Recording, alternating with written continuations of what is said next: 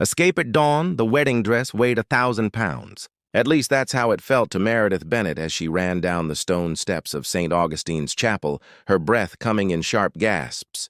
The $15,000 custom Vera Wang trailing behind her like a surrender flag. Rain had begun to fall, a gentle Oregon mist that slowly penetrated the intricate lace and beading. Meredith didn't care. She'd kicked off the painful heels 3 blocks back, and now her bare feet slapped against wet pavement, smearing her pedicure and staining the hem of her gown a dirty gray. She could still hear her mother's horrified gasp when she'd turned from the chapel doors and whispered, "I can't." The look on Richard's face, not heartbreak but anger, had confirmed everything. This wasn't love. It was a merger, complete with contracts and expectations, and she was the primary asset being traded. Cannon Beach in October was mostly deserted.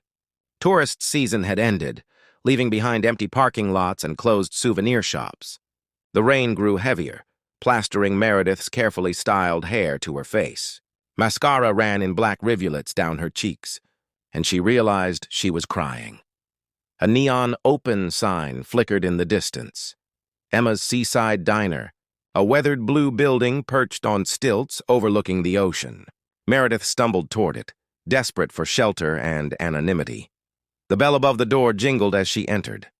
3 patrons looked up simultaneously, an elderly couple near the window and a man seated alone at the counter. The waitress behind the register dropped her coffee pot, narrowly missing her foot. "Sweet Jesus," the woman said, staring at Meredith's bedraggled appearance. "Are you all right, honey?" Meredith opened her mouth to answer, but nothing came out. Her legs wobbled dangerously. "She needs to sit down," said the man at the counter, moving quickly to guide her to a booth. His voice was gentle but firm. "And maybe some coffee?" The waitress nodded, still wide-eyed. "On the house." Meredith sank into the vinyl booth, her sodden dress pooling around her. She stared at her dirty feet, unable to meet anyone's gaze. "Here," the man said, placing his jacket around her shoulders. "You're shivering," she looked up then. He was perhaps mid-30s, with kind brown eyes and the weathered look of someone who spent time outdoors. A camera bag sat on the counter where he'd been sitting.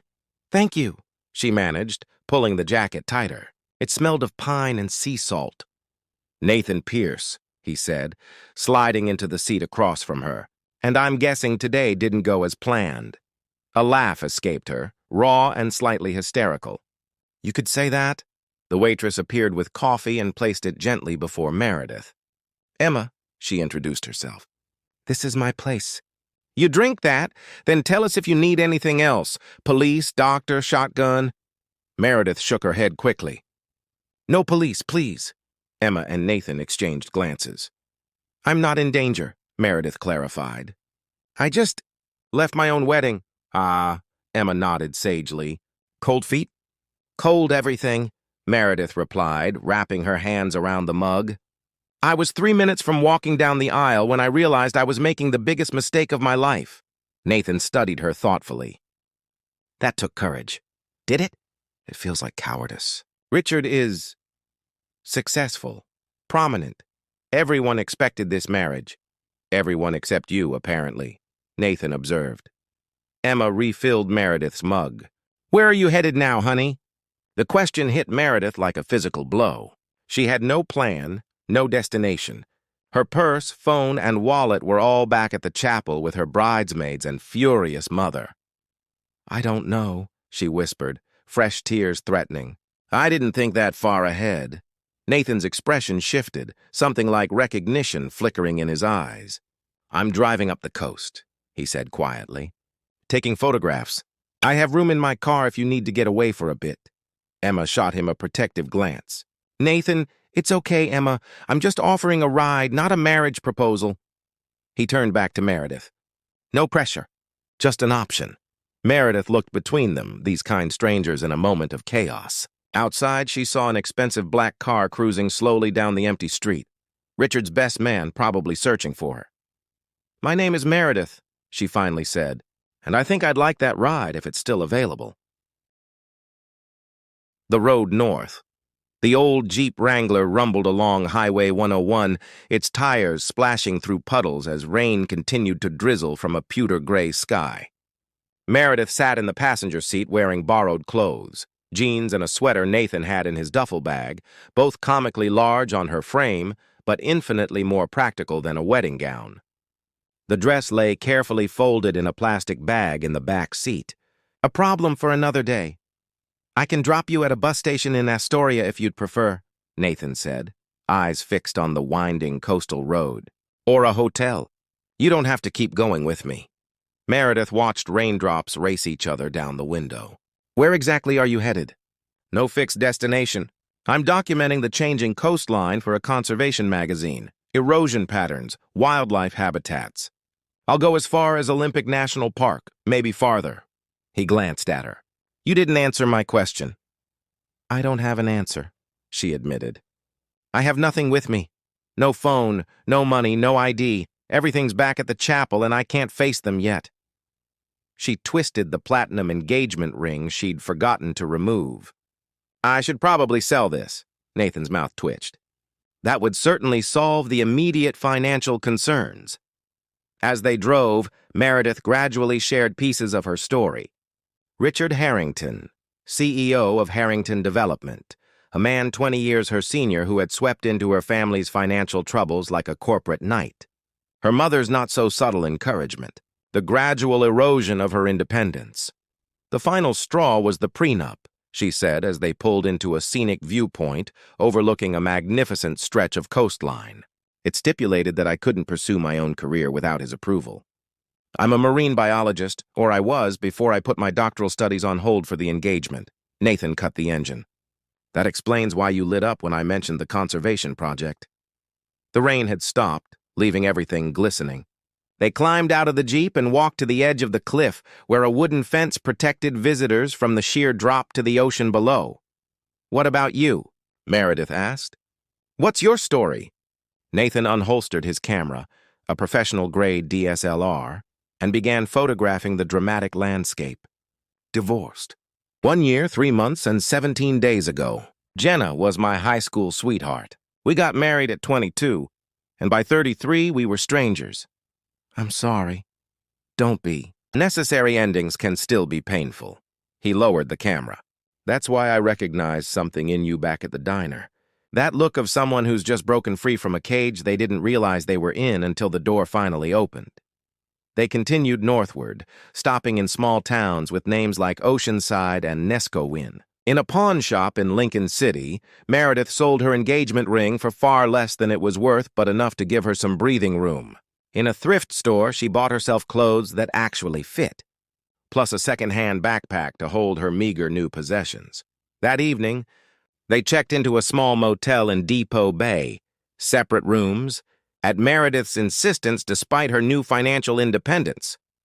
I should call my mother, she said, as they sat in a local seafood restaurant, watching fishing boats return to the world's smallest harbor as the sunset painted the sky in vivid oranges and pinks. Probably, Nathan agreed. But not until you're ready. She'll be furious. Richard was going to help my parents refinance their mortgage. Nathan studied her over the rim of his beer glass. So you were the collateral. That's a harsh way to put it. Is it wrong? Meredith sighed. No. Later, as she stood outside her motel room, key in hand, an unexpected wave of fear washed over her. Not of Nathan, he had been nothing but respectful, but of her own impulsivity, the unknown future stretching before her. Hey, Nathan said softly, sensing her hesitation. One day at a time, remember? Tomorrow we can figure out a real plan for you if you want. What if I don't want a plan just yet? The question surprised even her. Nathan leaned against the railing outside their adjacent rooms. Then we keep driving. I have work to do all along this coast. You can stay or go whenever you choose. The moon broke through the clouds, illuminating the churning ocean beyond. I spent years letting other people chart my course, Meredith said. I think I'd like to see where this road goes. Nathan nodded, respecting the metaphor. Good night, Meredith. Good night. Nathan. She entered her room alone, but for the first time in years, the solitude felt like freedom rather than emptiness. Shelter from the storm 3 days into their impromptu journey, the coastal weather turned violent. What had been merely moody skies transformed into a genuine Pacific tempest, with gale-force winds that bent trees sideways and waves that crashed against the shore with frightening intensity.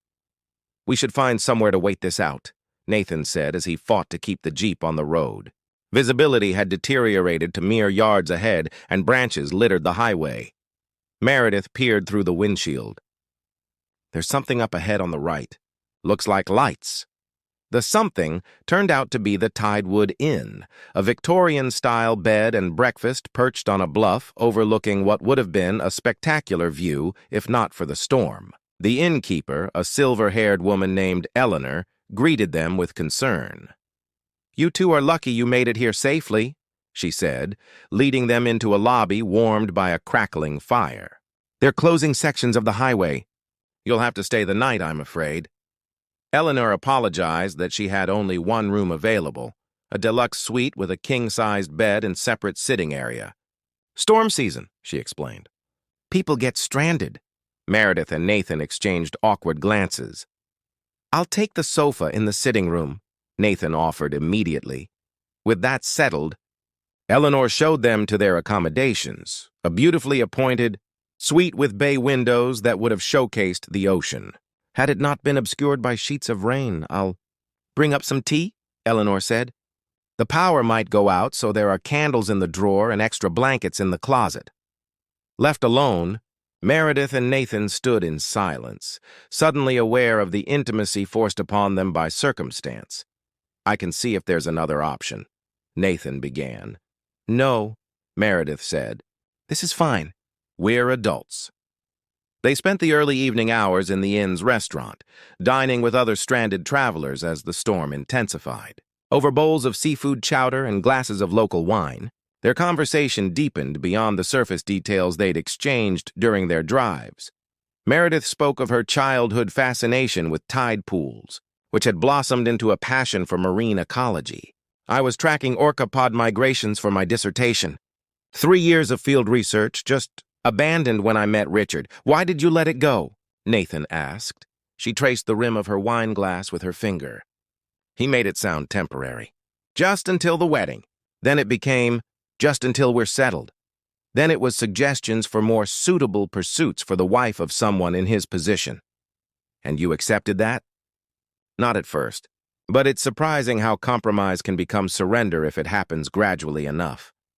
She met his gaze. "What about you and Jenna? Why did it end?"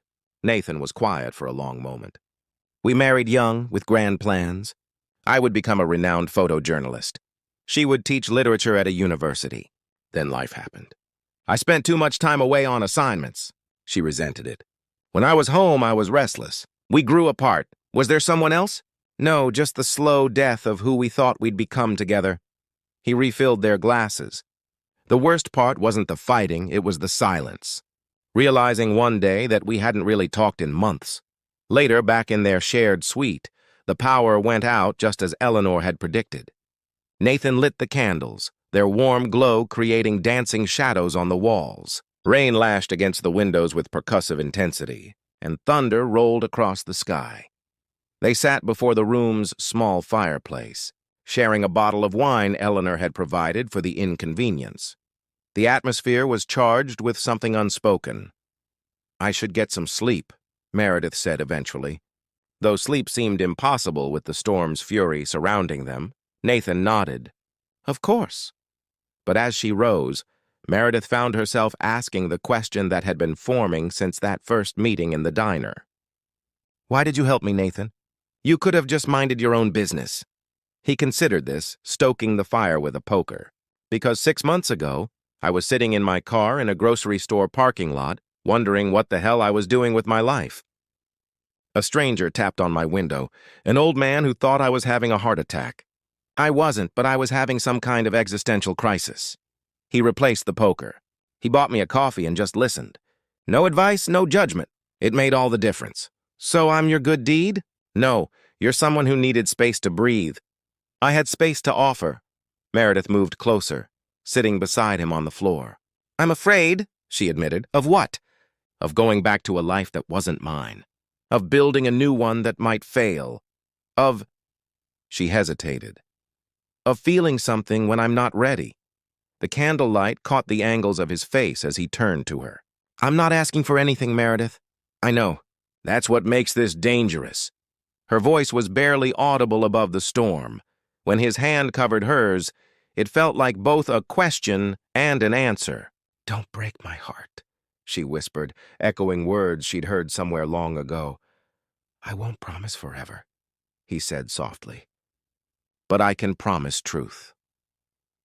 In the darkness, with the storm raging outside and candles flickering within, Meredith made a choice that felt nothing like the choices that had led her to that chapel. This wasn't calculation or expectation. It was simply human connection, found in the most unexpected moment. The return, the morning after the storm, dawned impossibly clear, as if the tempest had scrubbed the world clean. Meredith stood on the inn's wraparound porch, watching sunlight glitter on raindrops clinging to pine branches. Behind her, the door opened, and Nathan emerged with 2 steaming mugs. Eleanor's special blend, he said, offering one to Meredith. Their fingers brushed during the exchange, a deliberate touch that acknowledged the shift between them. They had not gone beyond that first kiss last night, both agreeing that whatever was happening deserved care and patience. But something fundamental had changed. Highway's open again, Nathan said, leaning against the railing beside her. We can head out whenever you're ready. Meredith sipped her tea, letting the warmth spread through her chest. I need to go back to Cannon Beach, she said suddenly. Nathan raised an eyebrow. You sure? Not to stay. But I can't keep running. I need to face my family, return the dress, get my things. She turned to him. I understand if you need to continue your project. I'll drive you, he said simply. The journey back south was quieter than their trip north had been. Meredith stared out at familiar landmarks with new eyes, mentally preparing for confrontations to come. She'd borrowed Eleanor's phone that morning to call her sister, Jessica, who had reported that their mother was beside herself, and Richard was coldly furious. What will you tell them? Nathan asked as they passed the sign announcing Cannon Beach city limits. The truth. That I couldn't marry someone I didn't love, no matter what financial arrangements were at stake. They stopped first at the small bank where Meredith had an account. With her backup ID from the safe deposit box, she was able to access her modest savings, enough to give her true independence. You should wait here, she told Nathan as they parked outside her family's beach house. This won't be pretty, he nodded, understanding. I'll be right here if you need me. The confrontation was every bit as difficult as she'd anticipated.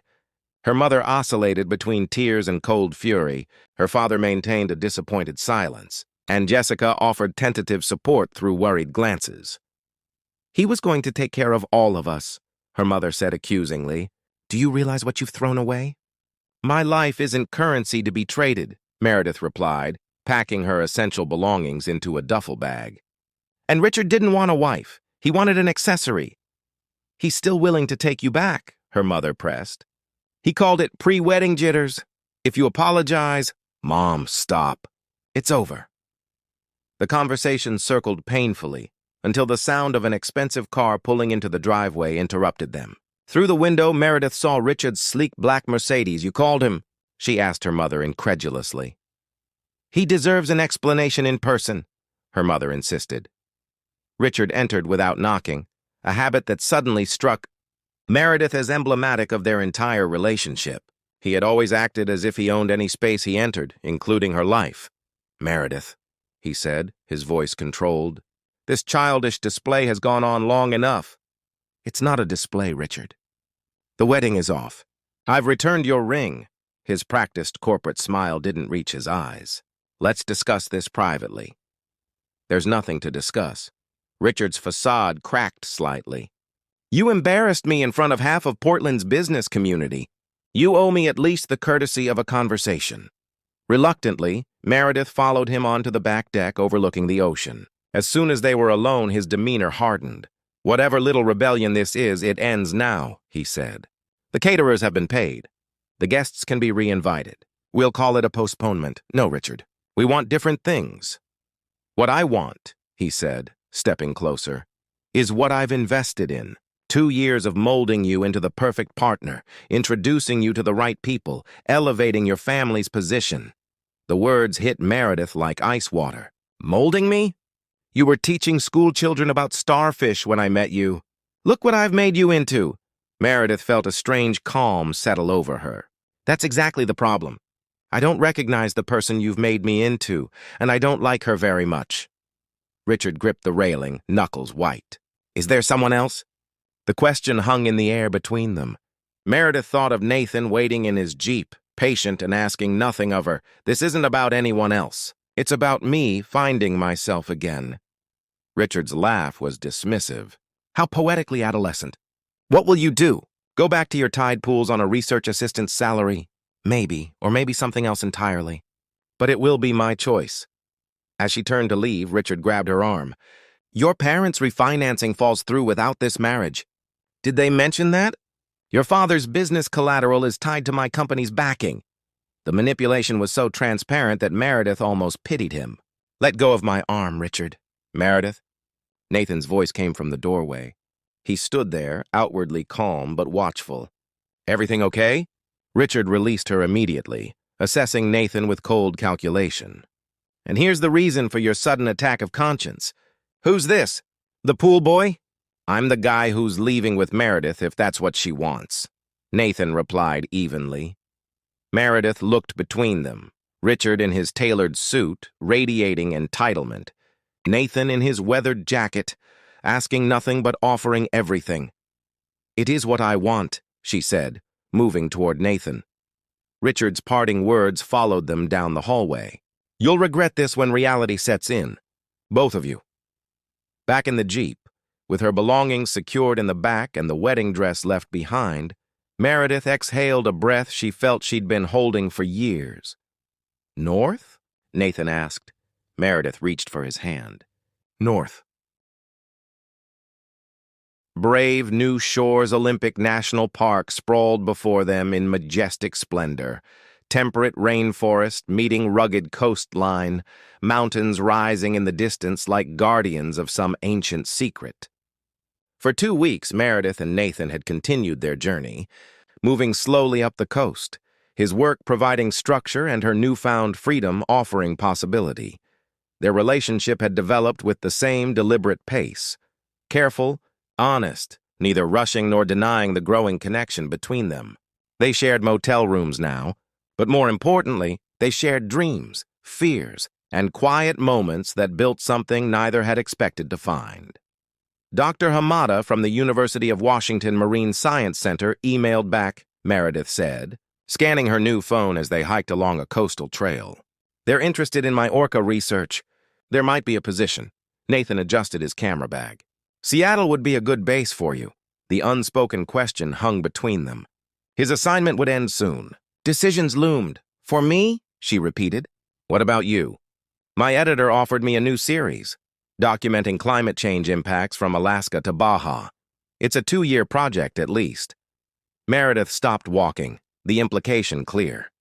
More time on the road. Yes, but with home bases. Seattle could be one of them. They reached a spectacular vista, a natural rock arch carved by centuries of tidal force. The ocean surging through it in rhythmic pulses. I've been thinking about what happened with Jenna, Nathan said as he set up his tripod. We never learned how to be together and apart at the same time.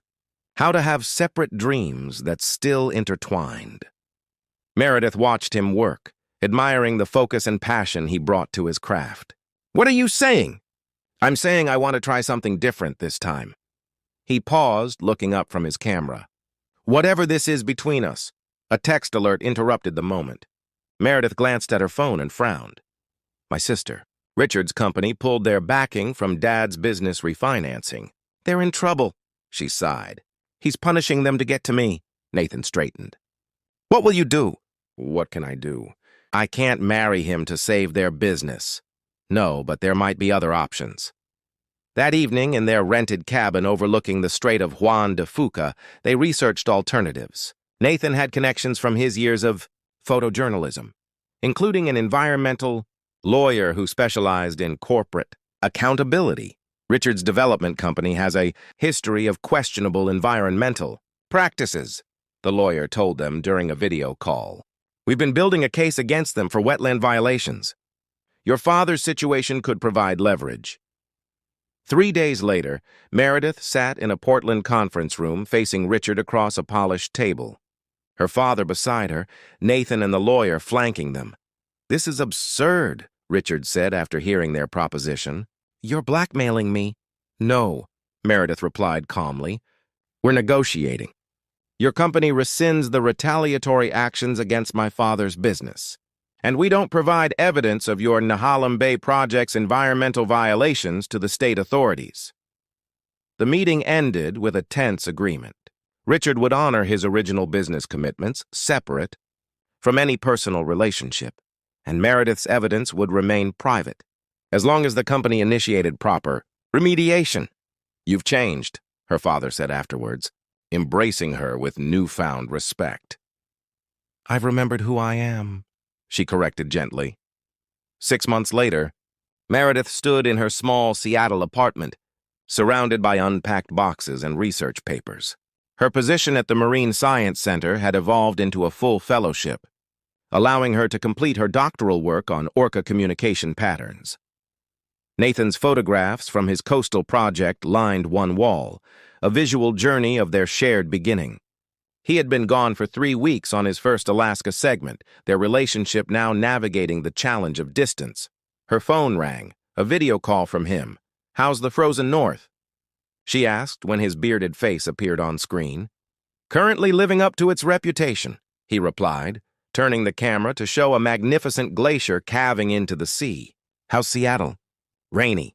Perfect. I tracked our resident pod yesterday. The juveniles remember me? I swear."